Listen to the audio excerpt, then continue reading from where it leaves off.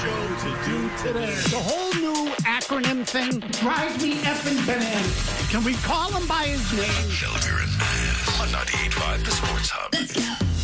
Tatum gets the free throws. The clock will hit triple zeros, and the Celtics survive a fourth quarter crucible.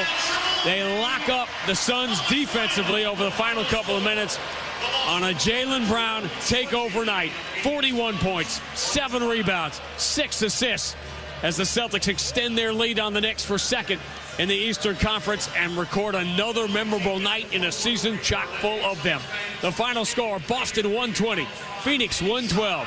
Fascinating development here with the Celtics. They win last night against a surprisingly game and plucky Phoenix team. It was a real sort of clutch and late situation. They're down 3 points late in that game. It's a one-possession game deep into the fourth quarter. And they pull it out, and they do it behind Jaylen Brown, who was just outstanding. Up and down the floor on both ends, rebounding. He had a couple of big steals. Offensively, obviously, he just took over. He was, I thought, terrific. He was deliberate. He triggered the offense. He finished the offense. And it was, I just think, a signature night for him. He got to the line big time, 20 free throws. 10 in the first quarter, 10 in the fourth, man. Yeah, right. Sort of setting the tone and then closing it, doing the same thing. And it was really all about him. Meanwhile, Jayson Tatum, and I predominantly went back and watched the fourth quarter. But I went back and watched the fourth quarter this morning. The fourth quarter, Jayson Tatum basically stood in the corner is what he did. And I thought was highly deferential, as he should have been, because it was Jaylen Brown's night. And he only scored one basket from the field, did Jayson Tatum in the fourth quarter. And it was on the break from Jaylen Brown after Brown had stripped Devin Booker. So, is that his first name? Yeah, Devin Booker. So we asked, with Tatum coming back, we asked, what would the team look like? Who would have the ball in the fourth quarter? Whose team would it be, quote unquote? Who would be triggering the offense? Who would be standing in the corner? Who would it be and how would they feel about it after Jaylen Brown leading the way the whole season? If he had gone back to that role, how would he feel about it? If Tatum, with his brand and his status as an all-NBA player, would he be cool with it coming back and just standing in the corner? I also said that I fully expected them to figure it out because they're hardworking, caring professionals and they're not children anymore, and they've proven they can play together. And I said that they would figure it out. But let's see what it all looks like. So I think last night we saw what it looked like. It was Jaylen Brown's team. And Jayson Tatum, after the game, I thought could not have been better about it and more gracious about it and more level-headed about it and more professional about it. I thought he handled it perfectly. I'll just give you a sample. Jimmy, give me Jayson Tatum. Jayson Tatum, number one, if you could, please. Jaylen goes for 40 in this one. Obviously, he'd had an MVP career season before you came back. I know you've thought a lot about how you fit into that and the team dynamic coming back. What has been your mindset of trying to still make sure he can be himself, but also getting yourself going since your return? I think we've done a really good job of that, over the last 9 years, especially probably these last, 6. We've just found a way to really complement each other on both ends of the floor and win a bunch of basketball games and win a bunch of playoff series and win championships. So just something we've been doing for a long time.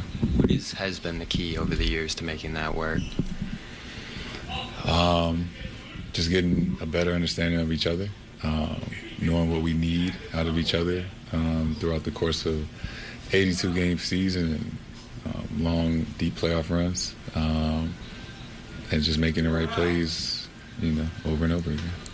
So I don't think you could ask for a better answer. And again, I mentioned earlier just the optics of the postgame, which aren't nearly as important as what's going on the floor. But the optics postgame, Jaylen Brown was at the full big podium with all the cameras and the big desk in front of him, and he went on for over 10 minutes and went on about things that are important to him off the floor, Ramadan, fasting, and what am I trying to say? Honoring that. What am I trying to say? Practicing. He's a practicing Muslim, and he got to talk about Ramadan and talked about his role on the floor, his role off the floor. Jaylen Brown clearly relishing his role on the floor and the platform off of it, and the whole thing about being a lead dog in the NBA. He's just embracing it. He's eating it up. Loves it. And he's at the podium in front of the full media. Tatum's in the locker room in front of the little ditzy cheesy little banner next to the TV in front of the locker room. It was rinky-dink compared to the setup for Brown. So, like, that whole thing has happened. And I think Tatum's handling it beautifully. So I think it's just interesting that this is the way that it's shaken out. And I think Tatum deserves credit for letting it happen. Okay? Now, Stu, Jim Murray, what's your problem? So he is saying all the right things, and he's making it work. And he said we've been able to do this over the 9 years we've played with each other. What was the perception of the team in Tatum's role in those 9 years prior to this whole thing here and how this has changed a little bit? What was the perception of the team? Whose team was it? Tatum's. Right. Does it feel that way right now? No. And he's playing along with it. And he's been a consummate professional. He's doing all the right things, saying all the right things. I just think he's not healthy. That's clear. There were times last night that it felt to me that the Suns were hunting Tatum defensively. You can see it. And Booker gets switched on him, and he's blowing past him. So he's not right. But when he gets right, is he going to feel the same way? I don't think so. So the clock's ticking on this. He's saying all the right things and doing all the right things now and deferring to Brown. And last night, it was Brown's team. That was clear. What leads you to believe he's not going to accept it for the time being because it's best for the team? Because I understand the human condition and how people think. And you're not Jayson Tatum and as accomplished as this guy. And yes, he was on the same team that we won the championship with, but NBA champion, 6-time All-NBA. Why are he doing it right now? Because he's not right. Once he's right, that's going to change. You don't accomplish all that Jayson Tatum has accomplished and be told this is your team. You don't make a 5-part documentary series about your return and then decide when you're healthy, I'm the second fiddle now? No, that's not happening. So maybe that's the offseason. Maybe that's next season. Maybe it's next month when the playoffs start. But it's coming. It's going to happen. Well, so I would agree going into next year. For Tatum, do I think Tatum's permanently going to accept this? I don't know, that's a less of a question for me. I think and I talked about it a ton because I did not buy into the fake NBA drama that they wouldn't be able to do it. They've proven they can do it. So I knew they'd be able to do it. And they've done it to this point. And I think that Tatum's got the year in him. I don't think Tatum's going to create something to take back control of the team between now and the NBA Finals. I think he's going to do the right thing for the team this year, Murray. In the offseason, maybe you have a point. But now, I think he's good. I think you're good. I felt that he could make it through this year. I felt that since the day he came back. I just the offseason to me is a more natural time to kind of reset, the way the flow of any season in any sport. It's hard to jump in the middle and all of a sudden take over, whether you're the star player or not, unless there's nobody on the roster that's even close to you, and in this case there is.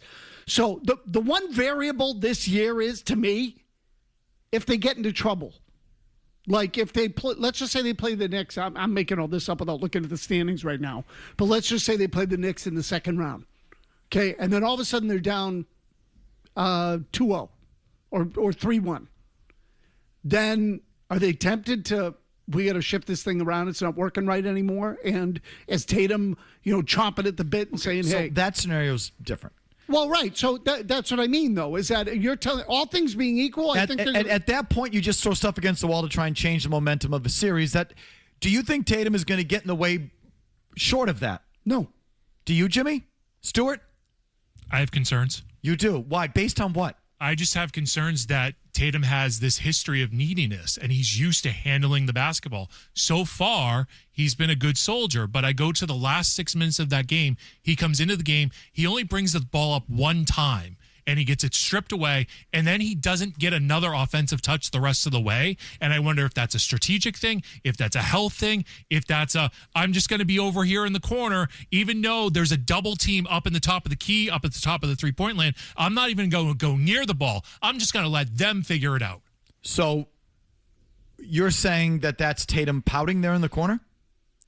For radio purposes, sure. I'll use No. that word. I don't want radio purposes. You think that's him pouting in the corner? I think that is him not knowing what to do in that situation where he's not the lead dog leading the offense. He's just, so is it an ego thing? Is it a pride thing? Or does he just not know how to play without the ball? I mean, could it be that? It could be all three. I would think it would be the first two more than anything else. So, again. Meaning you think he's pouting there in the corner?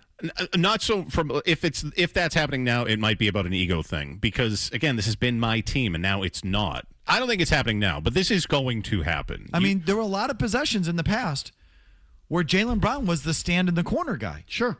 You know, and the play, the screen, the high screen starts with maybe it was Porzingis at some time or it's Derek White back there or Pritchard handling the ball.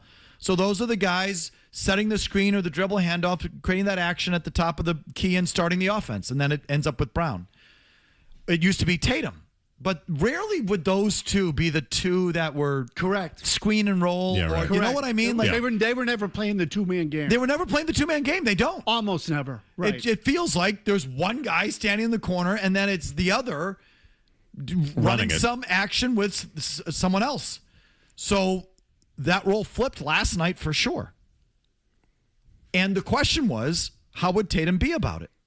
He seemed to me to be perfect about it. And so far, he's good. And he has a pretty passive personality from what we can see. He's a bit of a wallflower. But at some point, again, the man made a 5-part documentary about his return. Whether it's yes men around him, his mom, someone is going to get in his ear and be like, I thought this was your team. And why is he parading around saying this is the most fun he's ever had when he's won with you before and won a title, been a finals MVP? He's having the most fun? Why? Because now you've taken a reduced role because of an injury? How do you feel about that? Eventually, that's going to bother him. And maybe that's the postseason. Hopefully not, because, again, they've been a blast to watch, and Brown was phenomenal. It might have been his best game this season and what's been an MVP season for him. But eventually, this is going to bother Jayson Tatum. I don't think there's any question about that. Do you read anything into him having his hand up, being wide open in the corner late in that game? There was about a minute left in the game. No, he had his hand up. He was clapping for the basketball. For the ball. What word would you use? What descriptor would you use for that? He's a basketball player who wants the ball, but not like I'm open. You know, I mean, I don't think that was a sign of discontent or pouting or anything like that. No, that's not pouting. He's open in the corner and he's still getting his shots up. Vinny, if you want to throw up your graphic now, again, I mean, oddly, Brown has pretty drastically outplayed him in the four full games they've been together. I saw this graphic last night on the NBC Sports Boston postgame show. The 4 full games they've been together. So we're not counting the Spurs game where Brown was ejected in the second quarter or the OKC game where Tatum sat. Jaylen Brown is playing 6 more minutes. He's averaging 7 more points a game. He's shooting 8% better. He's shooting just under 48%. Tatum is just over 40%. Call it 7% better. Yet Jayson Tatum has taken more shots than Jaylen Brown over those 4 games. Jaylen Brown is still getting his shots up. Maybe too many. Too many threes for sure. He has 43 pointers in those games. He's shooting, I think, 11 of 40, if I'm not mistaken. He's still chucking 3-pointers. No, his shot's been off since he came back. It's gotten a little better. I'd want to look at the lineup as to who Tatum was on the floor with when those shots came up, because does Tatum really want to pass it to Jordan Walsh or Shireman or anybody like that? I'm just saying. And they played well, by the way. So why is he clapping in the corner? Because Tatum just likes chucking threes. Like a lot of these guys on the Celtics do. Well, and who doesn't clap when they're open? Because it's dopey offense and the current state of the NBA. A lot of guys are clapping for the ball at the 3-point line so you can just chuck 3-pointers. So you're saying Tatum wanted the last shot there? No.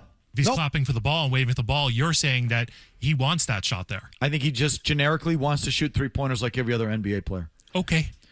But I would say, yeah, he wants the ball. Of course he wants the ball. Brown wants it too when Tatum has it. I mean, that doesn't mean you get pissed off every time you don't get it.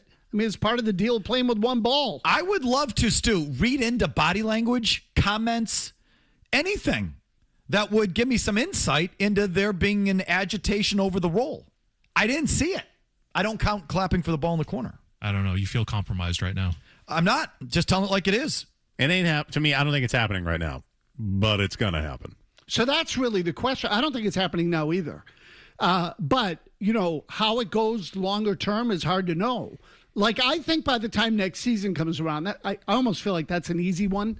They're going to reset. They're going to change the roster, and Tatum's going to be healthier. And this is a story for another day. It's not a topic for right now. But next year it will be, because let me tell you, Jaylen Brown is bathing in this. He was bathing in it last night. Definitely. Bathing in the platform off the floor to talk about things about more than just basketball. The role on the floor, the MVP chance at the free throw line. He's bathing in it. He's craved this role forever. And he's told you that in his own words. He's told you year after year after year the sacrifices he has had to make on this team and the things he has had to give up. And he's still talking about them. Last night he went on and on. Humbling himself, I believe was the line last night. Well, the line last night is about how he's never had this role where the offense goes through him and he's never been able to do this. And he is clearly enjoying it and bathing in it. And if he has to go back to being the guy in the corners clapping for the ball, how's that? But again, that I do think that's something long term you may have to look at. For this year, y'all just figure it out and win a championship. Like, I figure that's what they're going to do. That's what you should expect them to do. Well, that's what I hope they do. Because, again, I love the play style, too. I like it going through Brown. It's what you should expect. But if Tatum's healthy, again, the playoffs start a month and a day from today.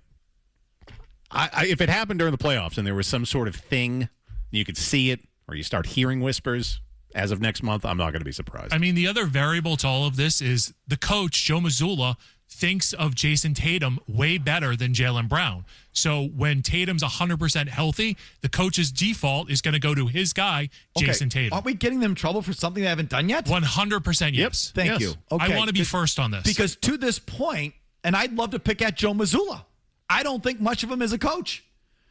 But if Mazzulla were steering the thing to Tatum before he was ready, I'd be all over him. He's not doing that. It's just my nature. I am sorry that I'm just telling it like it is. Listen, I would like to dump on the Celtics as much as anyone, but they're not giving me any reason to. I'm just telling it like it is, Stu. Sorry. Yeah. No, and you're right for now. You guys are enjoying the beach. I see the storm clouds on the horizon. It's the way I am. So look, Murray, look at that cloud over there. It's so gloomy. It's a story that they are coming back and doing it this way to start. And it is certainly a story that Tatum has bought in to start. Because we had questions about that going in. Last night was stark. It was. Absolutely it was. On the floor, off the floor, pre-game, during the game, and post-game, it was stark. Okay. But would you really be shocked if it didn't stay together? Like, in other words... This year I would be, yep. I mean, shocked, I don't know if we're going to parse words. I'd be surprised. Okay, I'm leaning that way too, but... I expect Jayson Tatum and all these guys to do the right thing for the team to win as much games as they can as a team and win a championship together is what I expect. That should be everyone's expectation. And if that doesn't happen, then they deserve to be criticized for it. Right, well, so that part I agree with, but that doesn't mean it can't happen. Of course it can. Okay, so because the way you're saying it is almost like it can't happen. No, it can happen. I expect it not to happen. And it can happen. And again, I go back to the whole thing of, okay, they won last night. They had a couple of bumps on that trip because Brown got tossed from one game. It happened to be the game Tatum wasn't playing in. So they had a couple of games there where they did not have, right. So there were a couple of games and there were things went sideways. But what if they're not playing well? I'm just saying it's easy for things to be good right now because the games really don't matter all that much. It's harder later. I expect Tatum to keep doing the right things. Well, I think we all do. Your thoughts, 617-779-0985. To you right after this. Whee! Goalie fight. Felger. Whee! Look at the goalie fight. Oh, Mazz. oh my God. Murray. He sucks in the playoffs. That's great. No. 98.5. Wonderful. Good. The Sports Hub.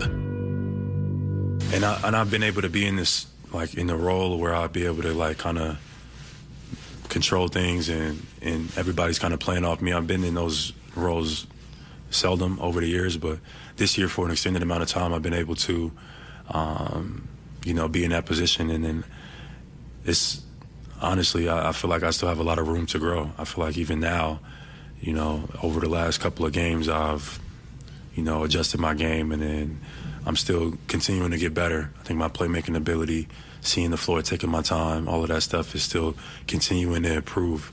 But it's my first opportunity in my career where I've been able to do this for an extended period of time. And obviously, regardless, people are going to have their critiques and their criticism, but it's a completely different flow when people play off of you or when you play off others. It's two completely different things. I know, from people watching the game, you just think like you just roll the ball out and everything's supposed to work. Great players are all supposed to fit together, but it doesn't always work like that. Sometimes you got to take a back seat, or sometimes you got to, play more off ball. So everything shifts. But this year I've been able to kind of like play at my own pace, and I've been kind of being able to control my own destiny. He's taking to it. He likes to make that point, doesn't he? Oh, my God. All right, back to your phones. As promised here. Chris and Nahant. Yes, Chris. Hey, so do you think their perspectives are going to change since the roles changed? Like, is Jaylen going to think he has to run a team now? And is Tatum going to have more respect for Jaylen for playing a back seat when he was, a very good player? That's it. I don't quite understand the question. I think it's all about Tatum being okay playing second fiddle. Yeah, at the moment. But I understand his point. Like, could in theory, if Brown, when it goes back, whenever that is, could Tatum look at Brown differently and say, your job is harder than I thought? Yes. Yeah, I think there could be some of that. But I don't think it's going to practically change matters. Like, there's only one guy at the podium. There's only one guy with the ball. There's only one ball to shoot. It's like, you got to live with it. I mean, you have more respect for it, but I don't know if it's really, it's just sort of, they don't play off each other. They don't play a two-man game. This isn't Stockton and Malone. It's either one sort of running the offense, as Brown just said. One's out there running the offense, and the other one's in the corner. It's sort of like that's the way they play. So the guy standing in the corner has to be okay with it. Brown wasn't okay with it, but he did it as a professional. Tatum is handling it as a professional. Yeah, I would say so, too. They're both doing the right thing so far. How about Joe in the car has been waiting patiently on the Bruins. Sorry, I just hung up on someone. You can call me right back. My fault. Joe in the car on the Bees. Go ahead, Joe. Thanks for hanging on. Hello, Joe in the car. Sorry about that. Sorry. I'm sorry. Last night was like, imagine if McAvoy actually scored that shot before they blew the whole game. Right. But like, tonight's a big game. Detroit's the biggest game coming up this Saturday. They're still right there to go in for at least second in the Atlantic. Joe, maybe you called me yesterday and you were they're going to finish second guy. I worry about eighth. I just stick with eighth for now. Before you start thinking about second place, they're closer to ninth than they are to second. And they're so bad on the road. I don't know how you can feel confident anytime they're playing in any building other than your own. They're so mediocre overall. I just wouldn't. I mean, listen, you want to dream about second, and fine. You're going to have a hard time staying in eight. Never mind before you get to second. But he is right. I think tonight's the biggest game of the year. Followed by, I didn't realize, Detroit Saturday. Detroit Saturday. Those are two big boys right there. Big ones. Big game. Not, great teams. I don't mean like big boy opponents. I mean standings. Yeah, points. right. 4-point games, that kind of thing. They're all like playoff games now, pretty close. They can't play like they did last night. They sucked last night. And I spent most of my time on the Bruins, unfortunately. Missing portions of that Celtics game. I went back and watched the fourth quarter this morning. Portions of that baseball game. I stuck with the Bruins, unfortunately. And I thought it looked like they still had their skate guards on for a lot of that game. No, like I said, it's a type of night. And the Bruins will give you these nights where you look at your television and you want to tell the team to a man, why don't you go F yourselves if this is what you're going to put in front of me. And that's what that game was. Here's Paul in Brockton. Hi, Paul. What do you got? Hey, with all this controversy about Tatum's team or Brown's team, wouldn't it be ideal if it was like both of their teams? And when Tatum gets healthy, if they're at the end of a night after a game, if they're saying that they both played great instead of one guy, it's typically not the way it goes in the NBA, Paul. Right. Or life. Why can't we all get along? And, right? I'm not sure. Perfect utopia. And I'm not sure what you're talking about controversy. I don't think there is a controversy right now. That's sort of the point. That's the point I'm trying to make. Tatum's doing the right thing, so there is no controversy. But it's just something you got to navigate in the NBA. There's only one ball. Yeah, that's right.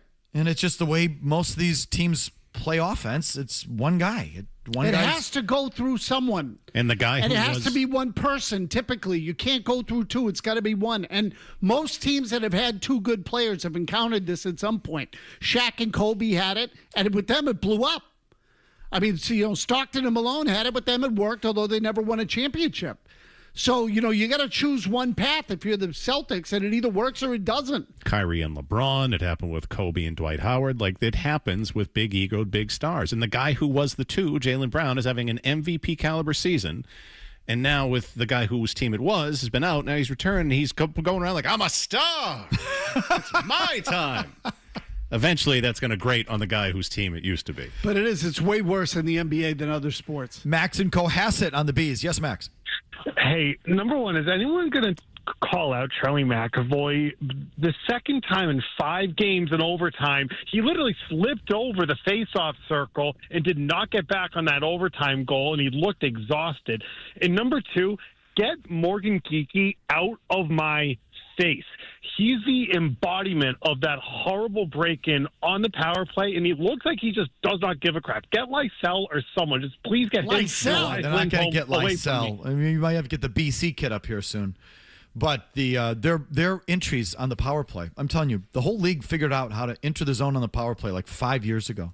They all do the same play, the same thing, that drop pass with the head of steam to the skilled player coming up from behind on the opposing blue line with a full head of steam into the offensive zone, past the blue line, another little drop pass, and they're set. Feels like every team does it, like routinely. Because they have a guy who is skilled at high speed. Except this one. This one, it's fumbling all over the place and turning the puck over, and they can't get in the zone. It's painful. Because Pasternak is freaking like all over the place because he's probably their most skilled player, but he can't handle the puck.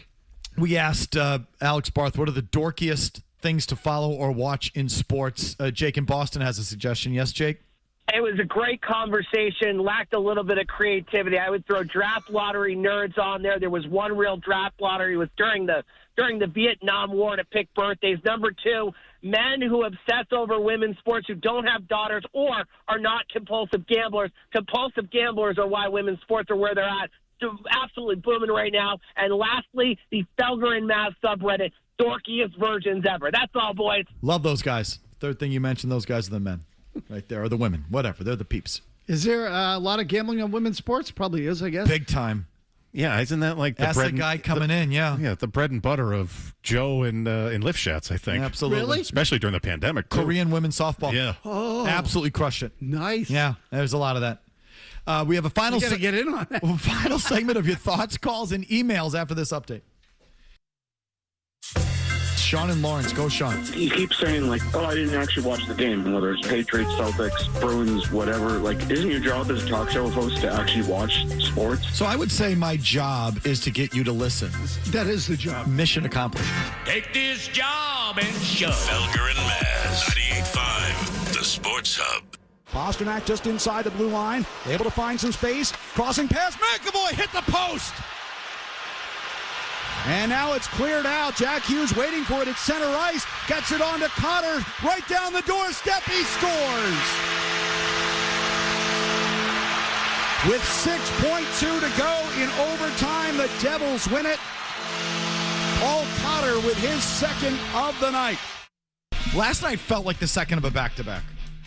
So maybe they're just sort of keeping it in their holster for tonight. They play like they did last night. Tonight, they're going to get smoked. I mean, you'd better hope that's what it was last night. The first period was decent, And they right? looked like they stopped trying in the second. I mean, really? Played the third in overtime. I was shocked when it got to when it was 2-0, though, because I thought I did not. I said to you yesterday, they don't win on the road. I didn't have a lot of confidence. I will tell you, I do love Montreal games. Gets the juices flowing. That's just one that... And this time of year, it hasn't been one between these two teams this time of year that's mattered in a while. It's true. It's been a while. So I always like them. I'm a sucker for it. I'm a sucker for the uniform, sucker for the Bruins in Montreal, the whole thing. So I'm into it. Catch the game here tonight on 98.5 The Sports Hub. Then eventually I'll start clicking over to that baseball game, U.S.-Venezuela for the World Baseball Classic. Should be another good one. Definitely. Should be great atmosphere down there in Miami. If you saw last night, the Venezuelans packed that building like the Dominicans. Like that, it just turns into a home game for those teams, and great atmosphere. So that's coming your way tonight as well. So, sneaky little good night of sports tonight, Mazz. Very sporty. Absolutely. Sporty little night that we're looking forward to. Back to your phones here before you wrap it up with a couple emails. Jack and Marlborough on the Celts. Yes, Jack. Hi. Just last night I was noticing at the end of the game when Pritchard and Brown were going to the hoop trying to score in the last part of the game, Tatum standing in the corner didn't look happy. So define. I don't know how you know that when when his back was to the camera was on one side of the arena. Showing his face. Oh, I didn't notice it. So he had to look on his puss. Oh, he did. Okay. Now, is that because he doesn't feel good, or is that because they're not giving him the ball? But I just wanted to say two things. One, I'm so glad when he wasn't around, nobody's dribbling the ball up slow. And number two, I can't stand those step-back threes hitting the back of the rim and flying in the air. It's just like... So, a couple things. Tatum usually has a look on his face. Like, he just doesn't have the toughest, most... No, he's not the most expressive. He almost never looks happy on the floor. His visage, he just doesn't... And he looks pissy a lot. So, again, you say he looked pissy. I didn't notice it. I'll take your word for it, but I would just counter by saying he often looks pissy. Because he's kind of a pissy... That's just the way he is. He's not sort of tough or growly. He's kind of pissy. It's just the way he is. Resting bitch face, I think, is what they call it. A little bit. I think that's a normal thing for him. I got that. I will tell you that I do think when they're in the half court and once they're there, I think the offense feels the same. I will say getting up the floor is different. Oh, definitely. Getting into the front court is quicker, largely because I don't think Brown does that as much as Tatum would. It's usually Pritchard or White or someone else bringing it up into the front court, and then they figure out how to get it to Brown. I like it better that way. Where there's just too many times when Tatum's running the show, he just takes his time getting into the front court and he just keeps it. He's slow. He is slow. I like it much better when those other guys are getting the ball up the floor. Jordan in New Hampshire. Go ahead, Jordan. Hey, guys. I really like the talk that you guys are having right now. I think it's interesting what you were saying about Brown basking in the glory, pretty much being on that podium. I'm not sure you guys are really on social media, but obviously Brown's been doing a bunch of streams and stuff as of late. The most recent one, the streamer, he was interviewing him on this bus for St. Patty's, and he asked him a question: does your family have to work? And Brown gave this answer I made $100 million times 4, and then just started ranting off these rap lyrics. So you can tell that he has a certain aura to him now where he's oh yeah, I'm the top dog of the team. He loves it. And he loves it. He's feeling himself. Who wouldn't? He's totally feeling it. Who wouldn't love it? But he loves it. Loves it. Loves this role. Loves the stage. Loves the platform. Loves the role on the floor, the platform off of it, the whole thing. Loves it. I mean, again, if the challenge was keep your team in it until Tatum gets back, he did that and then some. I mean, they're the number 2 team in the East. Now people are saying they should go to the finals. And I'm not disputing any of that. I'm just saying his season has been a wild success. Let's do some emails, shall we, please? It's the Coleman Electric email of the day. Dear Felger, I really hate you, and I think Mazz is a boob. It's electric. The Coleman Electric email of the day. It's electric. Send yours to Felger at 985thesportshub.com. Email of the day, as usual, brought to you by our friends at Coleman Electric, a bunch of really good electricians helping homeowners just like you. When you need an electrician, you want to call Coleman. It's electric. It's electric. KUHLMAN, panel replacements, old wiring. Jesse Coleman, the founder, wrote a book on replacing old wiring, a knob and tube wiring. It's kind of technical. I don't expect you to read it, but he's an expert at it. If you got an old house with old wiring, it's got to come out. He's the guy to do it. We talked earlier, we asked Barth one of our questions about the best nights on the, dorkiest things to follow as a sports fan, and I said best nights on the sporting calendar for you, thinking Barthy would say the NFL draft being number 1. He lied and said the Super Bowl. For him, it's the draft. Yeah, I don't know if I believed him either. For him, the number 1, because he's such a dweeb, such a draft dweeb. His favorite night on the sporting calendar is the NFL draft. It has to be. Oh, he covers himself with freaking Vaseline. Crisco. Yeah. As the names come off the board, it's Lubriderm gets more erotic as the names come off the board. I told you. I said MLB opening day is just, I don't know if it's number 1 for me, but it's just a day that I think it's just a wonderful, wonderful day.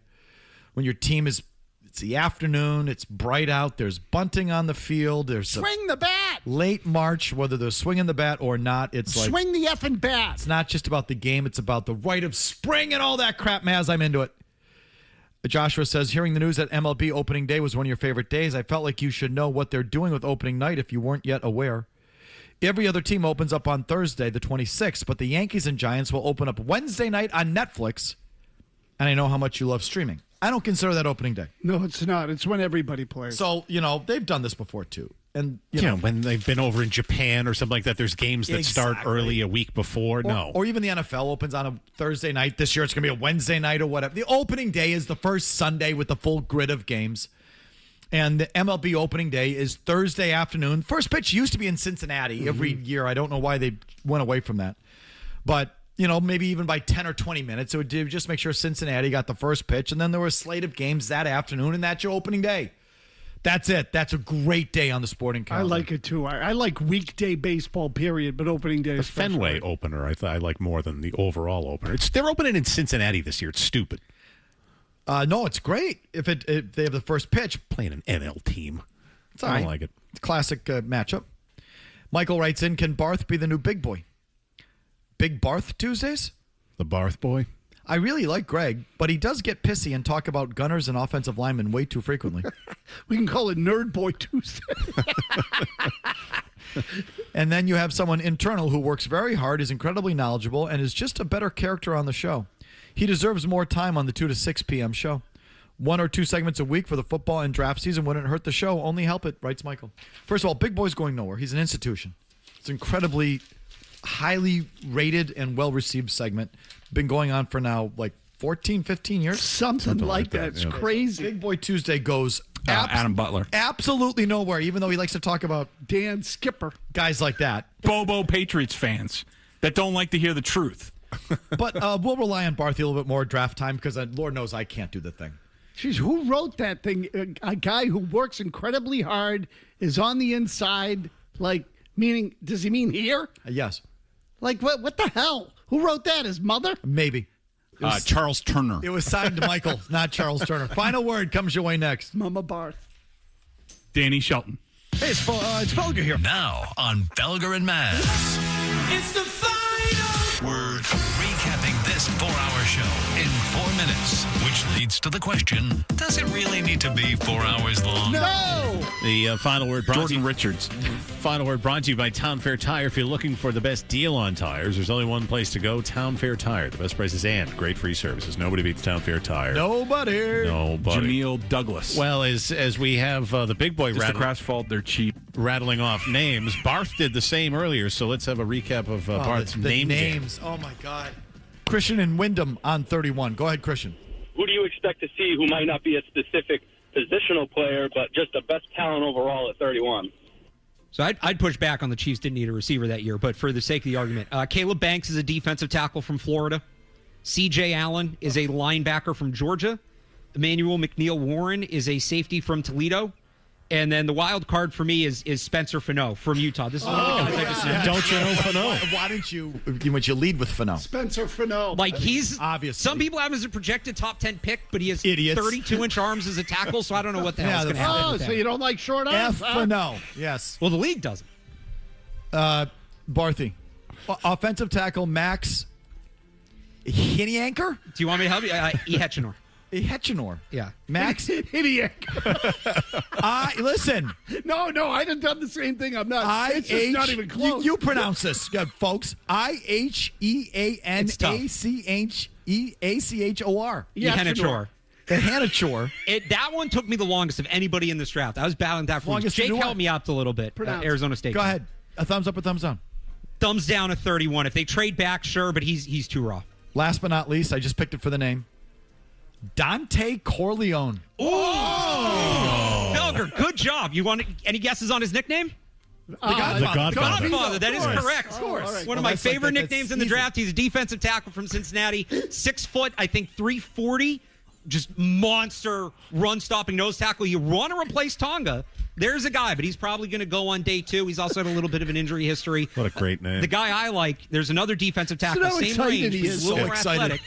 Dominique Orange. They call him Big Citrus. I like that range. I prefer Dante Corleone. There's some good nicknames in this draft. That's a good pull. I bet you that guy could play for Team Italy. Did you hear how excited he said when he said, "Did you know his nickname? Do you know his nickname?" It's not that hard to figure out. Let me guess, Godzilla. Corleone. It's like, we did sound a little like McAfee's crew right there. No, but Bart, How excited does he get? He does, yeah. He gets talking giddy. about draft prospects. He's giddy. It is almost sexual, erotic in nature. They call him Big Citrus. One of my favorite nicknames in the draft. He's a defensive tackle from Cincinnati. 6 foot, I think 340. Just monster run-stopping nose tackle. You want to replace Tonga. There's a guy, but he's That's probably the going to guy. go on day 2. He's so excited. The big grapefruit. Here comes Dante Corleone. Here comes Joe Murray. What's up? What's up, guys? Big game tonight. Bees and Montreal in Montreal. It is a big one, isn't it? It's a big one. It's a big one. Yeah, it's a big one. Okay. Have you ever been to St. Patrick's Day in Montreal before? No. In Montreal? What do they do? I don't know. I was going to ask you.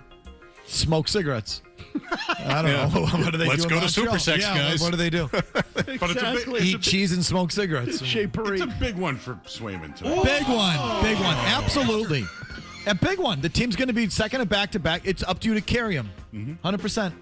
You're smirking. Just a lot of big talk and sexy in here since I've walked in. Here comes Joe Murray. Then you get the Bruins. We're back at it tomorrow to talk about that and everything else. See you then, Mazz. Bye. See you, bye. Felger.